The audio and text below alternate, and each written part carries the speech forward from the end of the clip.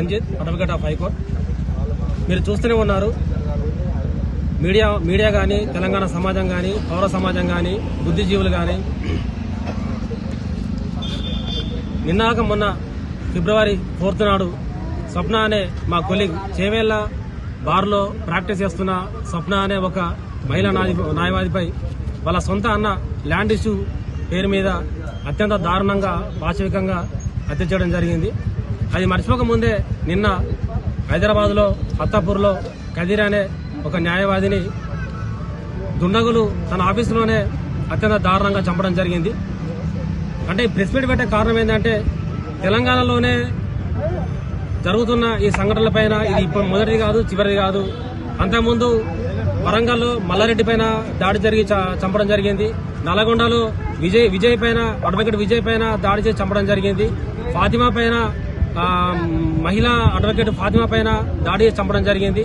మంతనిలో గట్టు వామన్ రావు అండ్ అతని సహచరి నాగమణి మీద అత్యంత దారుణంగా దాడి చేసి చంపడం జరిగింది.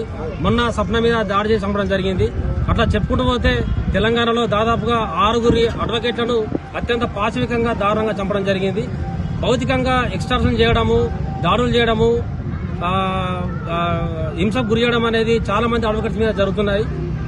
పోలీసు సిబ్బంది కూడా, లా అండ్ ఆర్డర్ కూడా మా అడ్వకేట్స్ మీద దాడి చేసిన సందర్భంగా అడ్వకేట్స్ కానీ, బార్ అసోసియేషన్స్ కానీ, బార్ కౌన్సిల్స్ మెంబర్స్ కానీ పోలీస్ డిపార్ట్మెంట్కి వెళ్లి అఫీషియల్ గా పిటిషన్ ఇచ్చిన కానీ కూడా ఎలాంటి యాక్షన్ కానీ, ఎఫ్ఐఆర్ ఫైల్ చేయడం కానీ, నిందితుల్ని త్వరితగతిన పట్టుకోవడం కానీ చేయలేకపోయారు. దానికి అనుగుణంగానే, దానిలో భాగంగానే పోలీసుల నిర్లక్ష్యం వల్లనే స్వప్న మర్డర్ జరిగింది. ఎందుకంటే అంతకుముందు నవంబర్ 4th నాడు మహిళా న్యాయవాది స్వప్న పైన దుండగులు, లంపెన్ గ్యాంగ్స్ నవంబర్ 4th నాడు యాక్సిడెంట్ చేసి చంపాలని చూసినా కానీ కూడా ఆమె తప్పించుకోవడం జరిగింది. వెంటనే తెల్లారి నవంబర్ 5th నాడు మొయినాబాద్ పిఎస్ లో కంప్లైంట్ చేయడం జరిగింది. అయినా కానీ కూడా పోలీసులు నిర్లక్ష్యం వహించారు. తర్వాత మళ్ళీ 20 days బ్యాక్ జేసీబీ తోటి యాక్సిడెంట్ చేసి చంపాలని చూసిర్రు.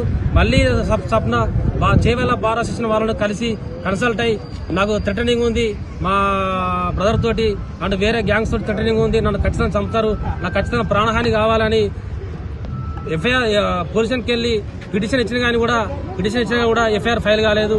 డీసీపీ లాంటి వ్యక్తుల నుంచి కంపల్సరీ ఎస్ఐకి, ఎస్హెచ్ఓకు కాల్స్ వచ్చినా కూడా ఎలాంటి ఎఫ్ఐఆర్ ఫైల్ చేయలేదు. ఏదో తూతు మంత్రంగా మొన్న రీసెంట్ గా ఎఫ్ఐఆర్ ఫైల్ చేయడం జరిగింది తప్ప ఎలాంటి యాక్షన్స్ కానీ, ఎలాంటి రాజ్యాంగబద్ధమైన ఎలాంటి యాక్షన్ తీసుకున్న సందర్భం లేదు. కాబట్టి ఈ అడ్వకేట్స్ మీద జరుగుతున్న దాడులకు ఖచ్చితంగా పోలీస్ సిబ్బంది, పోలీస్ శాఖ బాధ్యత వహించాలి, రాష్ట్ర ప్రభుత్వం బాధ్యత వహించాలి. రేవంత్ రెడ్డి ఎందుకంటే చీఫ్ మినిస్టర్ అతనే, 2.5 years నడుస్తుంది, మూడేళ్లు గడుస్తుంది. చీఫ్ మినిస్టర్ అతనే, law and order home minister అతనే, మా జస్టిస్ జ్యుడిషియరీ మినిస్టర్ అతనే, లా మినిస్టర్ అతనే అండ్ ఎడ్యుకేషన్ మినిస్టర్ కూడా అతనే. 4 శాఖలను దగ్గర పెట్టుకున్న ఏకైక ముఖ్యమంత్రి రేవంత్ రెడ్డి మేము ఉస్మాన్ యూనివర్సిటీ వేదికగా అడ్వకేట్స్ గా, ఓయి విద్యార్థి సంఘాలుగా మేము హెచ్చరిస్తున్నాం.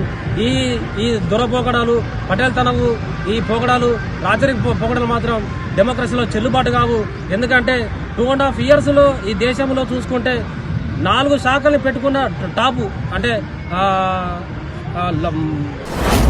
మీ వ్యాపారం అభివృద్ధి కావాలని కోరుకుంటున్నారా? అయితే వెంటనే క్యూన్యూస్ ని సంప్రదించండి.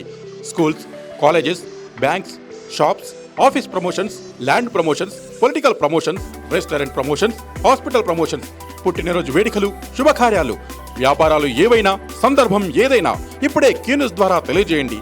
మీ వ్యాపారాన్ని అభివృద్ధి చేసుకోండి.